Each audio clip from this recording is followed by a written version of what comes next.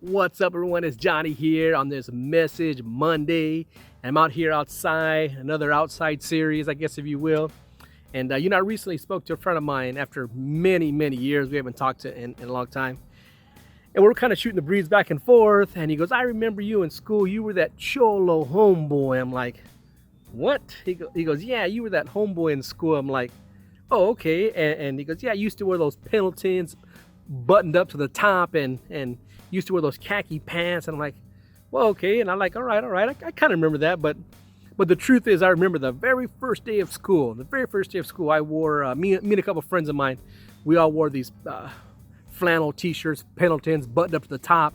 We had khaki pants on. We came strolling into high school. And we were trying to be the coolest cats around, and we didn't want anybody to bother us or give us any lip. So we thought we were this cool people, right? These cool cats, And yeah, I remember that clearly, right? But that day I was identified, or I was marked, right? I was pegged, like that's a cholo, that's a homeboy, And after all these years later, that's how he remembered me, not in trying to be a nice guy or whatever, or just having a good friendship, a good dialogue, whatever the case may be. He remembers me as being a cholo, a homeboy, right? And it made me laugh. But yeah, once you have been marked or identified, it's kind of hard to change that stigma or that idea somebody has in their head about you, And I was thinking about how can I relate that story in the Bible? 'Cause I thought it was a funny story, right? So I was thinking about Peter. Peter's someone in the Bible who also kind of, if you look at his life, he has been marked, he has been identified, and the things he had done throughout his life, right? So if I can set the stage real quick, the Last Supper had just taken place. There was a Last Supper just taken place, and Jesus was going to be sold by Judas. And so when the Last Supper was over, they went. Jesus took some disciples to go pray with them at the Garden of Gethsemane. When they were there, Judas came up and kissed them, and then of course they took Jesus to the high priest, to the elders and the scribes. The high priests, elders and scribes. The high priests were like the high members of the Israelite Jewish priesthood. The elders were like today. Elders were high members in society who kind of gave you advice, basically. And scribes were those who kind of basically wrote the law down, transcribed the law. So Jesus was taken to these, kind of having an outside court, if you will, right? And Peter was on the outside. He was hiding, like kind of standing around the fire, kind of watching what was going on, right? And during that time, a little girl came up to Peter and says, hey, aren't you a follower of Jesus? And Peter denied it. No, he says, no, I'm not even a follower of Jesus, right? See, because he was marked.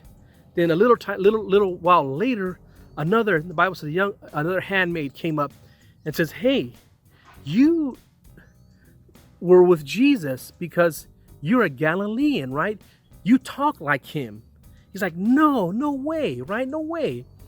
And then a third time, the Bible says that they were gathered around, and some people asked him, hey, you were with Jesus because you dress like him, right?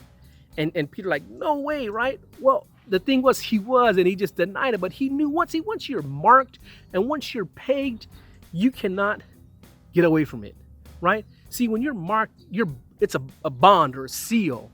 See, Jesus, the Bible says that Jesus has paid a price for us. He has died on the cross, and with his blood, he has sealed us to the cross, right? If you've accepted Jesus into your life, if you ever accepted him into your life, and you have fallen away and slipped away, and you said, man, I'm not worth it, I'm not good, you have been bought with a price. Your life has been sealed by his blood. Don't ever think that you can get away from him, because you are sealed, brother. You are sealed, sister. You cannot get away from Jesus because you have been bought and sealed with a price. You belong to Jesus. No matter what you're going through, no matter what people say, you're no good, or you're never going to be this person, you're never going to be that person, you're never going to amount to any good. You have been bought with the price, sealed, signed, sealed, and delivered. All right. So when you ever start doubting yourself and and and you start saying, "Man, my faith is just weak," whatever. If you accepted Him and you say, "Lord, I love you," you've been sealed by the blood of the Lamb. Today, if you're having doubts about your faith, or maybe you don't even have a belief system, right? But if you today say, "You know what, Jesus, I want to follow you and I want to serve you," He'll come into your heart. Not hard at all. But listen, if you have been sealed with Jesus, He loves you and He will never let you go. Take care. I love you. Be blessed. Don't forget to tell a friend. Bye now.